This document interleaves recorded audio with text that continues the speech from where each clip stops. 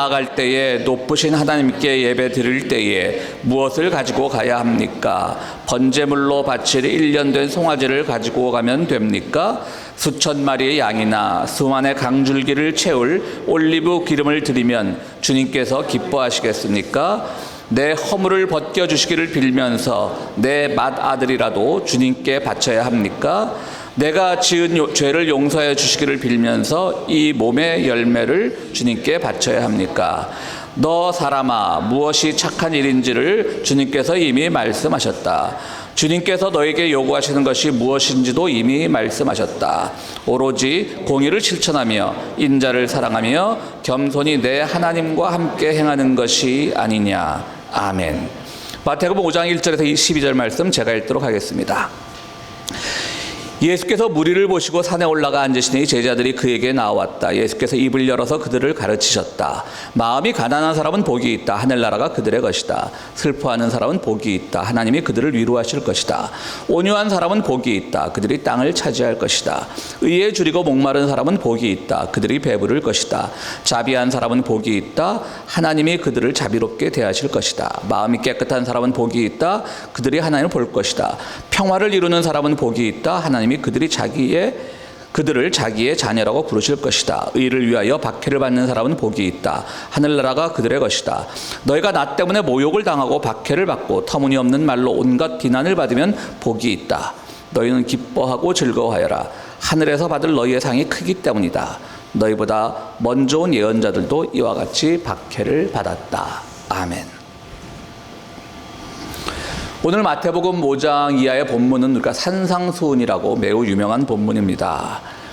예수님께서 산 위에서 말씀을 하셨기 때문에 산 위에서 행해진 그런 어떤 교훈적인 말씀을 내릴 숫자, 내렸다는 의미겠죠. 그래서 산상수훈이라고 부르고요. 그 시작은 8가지 복을 주님께서 말씀하시면서 산상수훈 설교가 시작됩니다. 그러니까 산상수훈 설교는 전체적으로는 마태복음 5장에서 7장까지 계속되는 것인데요. 그 첫째가 바로 8가지 복, 우리가 흔히 팔복이라고 하죠. 그 팔복을 말씀하시면서 이제 산상수훈이 시작되는 것이죠. 오늘 본문 읽었지만 여기는 가난한 사람들은 마음이 가난한 사람은 복이 있고 하늘나라가 그들의 것이고 슬퍼하는 사람은 복이 있고 하나님이 그들을 위로하실 것이고 이렇게 쭉쭉쭉 해서 8가지가 됩니다. 오늘 산상수훈 전체가 오늘은 그 하나하나가 다 설교가 되죠. 사실은 그래서 강해 설교 이렇게 연속 설교하는 목사님들은 하나의 팔복 중에 하나의 복을 가지고 몇 주씩 또 설교를 하는데요. 오늘은 전체적인 한번 팔복이 어떤 의미를 가진가를 한번 살펴보는 설교를 하도록 하겠습니다. 우리가 이제 신약 성경을 기록할 때, 구약 성경도 마찬가지지만요. 성경을 기록할 때 사람들은 물론 우리가 신학적으로는 하나님께서 내려주신 말씀을 하나님의 성령의 감동을 받아 쓴 것이지만요. 성령의 감동이라는 것이 내가 모라지경에서 무아지경에서 아무 생각 없이 썼다는 말은 아니겠죠. 내가 어떤 것을 기록하고 그것을 다 자료를 수집하는 데 있어서 주님께서 함께 하셨다는 것이지 그 글을 쓰는데 나는 모르는 상태에서 막 그냥 마치 영화의 한 장면처럼 내 글씨가 막 써지고 이러면서 쓴 건 아닐 겁니다.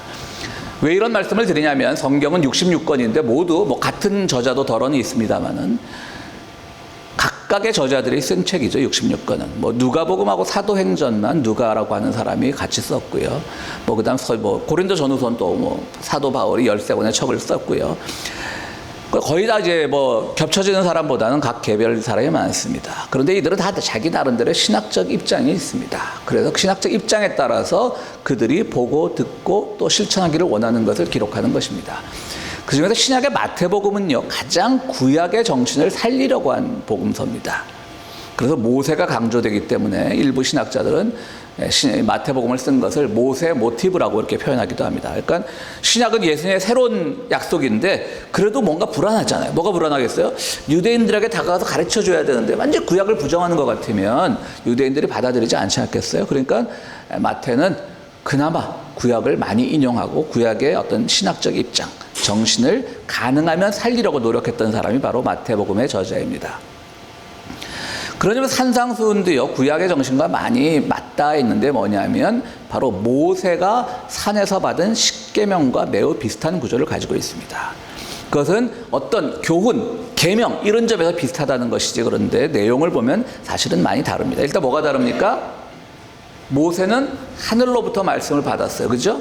근데 예수는 자신이 말씀을 내려줬어요.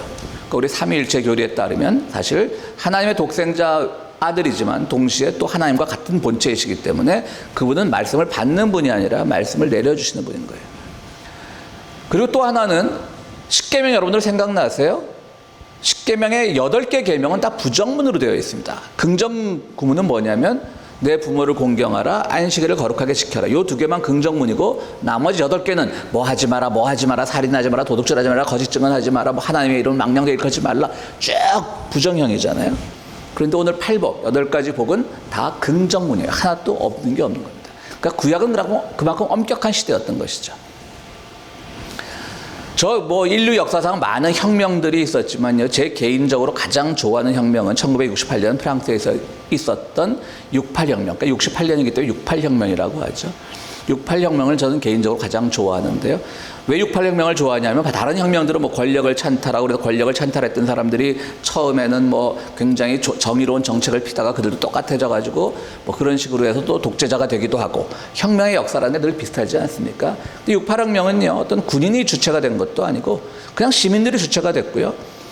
폭력적인 행위가 없었던 것은 아니지만 다른 뭐 군사혁명이나 이런 것들에 비하면 또 민중 유혈혁명에 비하면 그나마 온건했던 편이고요. 제가 그 68혁명을 좋아하는 이유는 뭐냐면요. 그때 나온 슬로건이 있습니다. 우리는 이제 프랑스 시민들이겠죠. 모든 것을 허용한다. 단 한 가지만 금지한다. 그 한 가지가 뭐냐? 금지라는 말만 금지한다. 약간 역설적인 표현이죠. 그러니까 다 해도 돼. 근데 하지 마! 라는 말은 하지 마.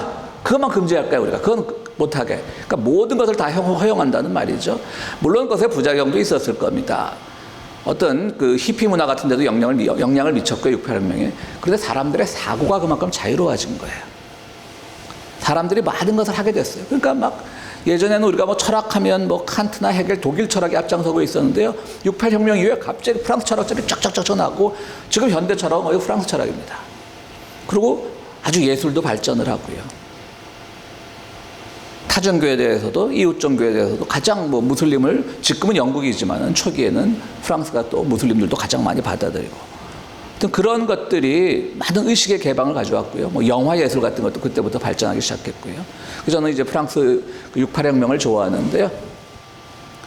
어떻게 보면 예수님의 이 팔복이 금지를 금지하는 거죠. 십계명에 금지하는 거 그거 필요 없어. 이게 다 긍정문만 줄게. 너희 다 하라는 거야. 마음 놓고 해. 근데 마음도 가난해야 되고 마음도 청결해야 되고 때는 의에 줄이고 박해도 받아야 되고 이런 거예요. 그러니까 십계명을 완전히 뒤집는 거죠. 그러니까 계명이라는 형태에서는 비슷하지만 십계명과는 전혀 다른 형태를 띠고 있습니다. 또 하나 특징은요. 부정문과 이제 긍정문의 차이가 있다면 또 하나 특징은 십계명은 명령형입니다. 내 부모를 공경해라. 안 하면 큰일 날 것 같죠. 살인하지 마라. 살인하면 큰일 나죠. 하여튼 그래도 꼭 명령 안 해도 그거 다 지키잖아요. 사실 세상 살면서 살인의 경험을 할 수 있는 사람은 정말 지극히 소수 아닙니까? 그러니까 사실 꼭 명령 안 해도 돼요. 뭐 그 당시 뭐 이렇게 법적인 질서가 없으니까 좀 지금 세상보다는 사람들이 분노에 차서 그런 실수를 저지른 일이 많았을 수도 있겠죠. 법이라는 게 이렇게 막 체제가 잡혀 있을 때가 아니니까. 어쨌든 십계명은 명령형인데요. 이것은 그냥 직설법입니다. 너희는 마음이 가난하다. 그래서 하나님을 보게 될 것이다. 이렇게 얘기하는 거예요. 그러니까 어떤 명령이 아닙니다. 우리와 함께 하는 겁니다. 여러분 누가 뭐 우리 언어 생활에서 그 명령형으로 말하면 상당히 듣는 사람도 불쾌하지 않습니까? 근데 주님은 결코 구약처럼 명령형으로 말하지 않고 직설법으로 말합니다. 그냥 있는 거, 현상을 말하는 겁니다. 또 하나 특징이 있습니다. 이 산상수의 특징은요. 가정법이 없습니다. 조건절이라 그러죠. 조건을 하는 게 아니에요. 너희가 마음이 가난하면 복을 받을 것이다. 그게 아니에요. if, 그 다음에 그냥 너희 마음 가난하면 너희는 you should 복 받아. 그게 아니라는 거죠. 굉장히 이 팔복은요, 굉장히 파격적인 겁니다. 부정문이 없죠. 명령형이 아니죠. 가정법이 아니죠. 자, 이걸 풀어서 쓰면 뭐냐면요. 우리가 팔복을 잘못 이해하고 있는데 그 시초는요. 너희는 지금 마음이 깨끗해. 너희는 지금 의에 줄이고 목이 말라 있어. 너희는 지금 자비를 느껴. 너희는 의를 위하여 박해를 받는 사람이야. 슬퍼하는 사람이야. 온유한 사람이야. 그러니까 우리 성경에 보면 마치 그래야지 마음이 온유하면 그들이 땅을 차지할 것이다라고 하는데요. 조건절이 아니에요. 우리 번역서가 좀 잘못된 거예요. 굳이 원문에 가깝게 번역을 하자면 너희는 마음이 온유해. 그리고 땅은 너희 것이야. 그 땅이란 건 이제 물리적인 땅이 아니겠죠. 새로운 땅. 마음이 온유하면 열려 있으니까, 마음이 자유로우니까 새로운 세계에 대해서 더 많은 것을 경험할 수 있지 않겠어요? 내 고집만 가지고 있으면 다른 새로운 세계를 못 보지 않습니까?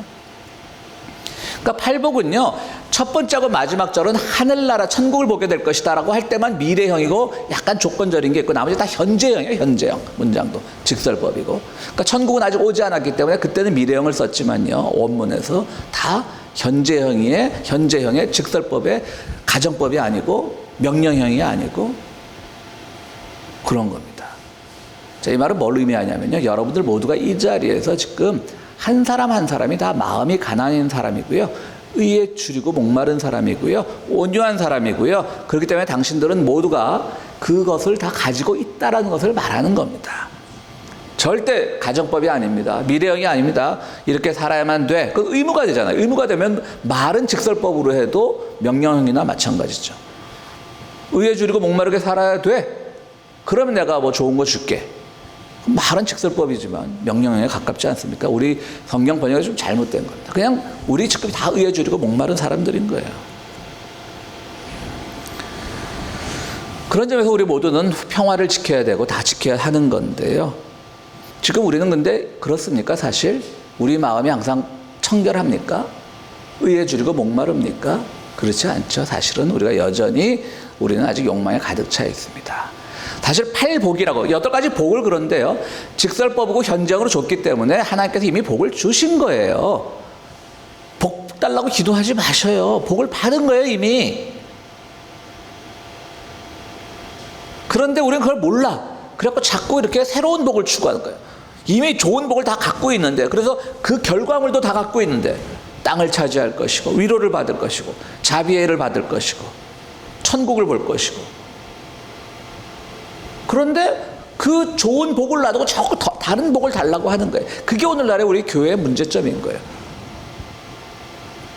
그러니까 지금 좋은 복이 있는데 주머니에는 복을 걷어차고 발에 걸린다고 걷어차고 새로운 복을 추구하는데, 그 새로운 복이 뭡니까? 우리가 달라는 기도의 내용이 뭡니까? 대부분 이런 팔복처럼 순수한 것이 아니라 뭔가를 더 가지려고 하고, 뭔가를 더 채우려고 하고, 누군가 위에 더 서려고 하고, 군림하려고 하고, 조금이라도 힘이 있으면 그것을 써서 누군가에게 위협이 가하려고 하고, 그런 위치에 오르고 싶어 하는 것들, 자녀들이 그런 위치에 오르도록 기도하는 것들, 그것이 과연 주님 보시기에 합당한 복일까요? 쉽게 얘기하면요, 우리는 흙 속에 묻힌 진주인 겁니다. 우리는. 근데 지금은 우리의 욕망이 많으니까 그 진주가 진흙에 막 흙으로 덮여져 있어요. 그래서 그걸 잘 닦는 게 신앙이에요. 이미 복을 받은 사람이에요. 그게 바로 믿음으로 은총받는다는 것이고 예수 그리스도의 공로로 구원받는다는 거예요. 이미 받았어요. 그런데 닦는 작업이 필요하죠, 이제. 근데 세상 살다 보니까 세상 사람들하고 부대끼고 또 세상 사람들과 어울리다 보면 뭔가 자꾸 때가 끼지 않습니까? 그런데 그 때 낀 거를 자꾸 지우고 닦아내고 하는 것이 믿음인 거예요. 그 사람들이 왜 구원파 같은 이단에 잘 빠집니까? 구원파에서 말하는 것은요, 사실 뭐 많은 이단들이 있죠. 무슨 영생한다니 그런 건 진짜 이단이지만, 우리가 흔히 구원파라고 부르는 기독교 대한침례회라는 것이 지난번 세월호 사건 때 완전히 국민의 공공의 적이 됐지만, 저는 그들이 그렇게 또 세월호 사건에 전적인 책임을 져야 하는지는 잘 모르겠습니다만, 어쨌든 교리적으로만 보면 사실 구원파 기독교 대한침례의 교리는 크게 문제 삼을 건 없습니다. 바로 우리가 믿는 게, 믿음으로 구원받는다는 게 우리 믿는 교리잖아요, 그죠? 근데 그들은 너무 지금 구원받은 상태야, 이것만을 강조하는 거야. 이제 저희 죄 없어. 그리고 저희 대학 다닐 때는 그 구원파가 지금의 신천지 이런 거 나타나기 전에 구원파가 굉장히 캠퍼스에서 선교 활동을 많이 했어요. 저희 신학과를 다니는데 어떤 학생들이 또 넘어가고 와요, 막. 그래갖고 막 전도하려고 그래요. 그럼 재밌었고 듣는 거예요. 아, 우리 신학과 다니는데 그러지 않고 무슨 말 하나 보자. 그럼 재밌게 듣는데 그들이 제일 먼저 물어보는 게 구원 받으셨습니까? 물어보는 거예요. 그럼 받았다 그러겠죠. 받았습니다. 그럼 몇 날, 몇 월, 며칠에 받았냐고 물어보는 거예요.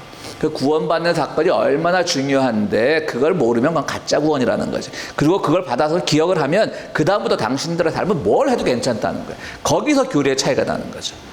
그들이 기본적으로 내세우는 교리는 크게 어긋나지 않는데 바로 그걸 날짜를 기억을 해야 되고 그날 이후에 우리의 삶이 때가 낄 수 있는 걸 인정을 하지 않는 거죠. 때가 끼죠, 당연히.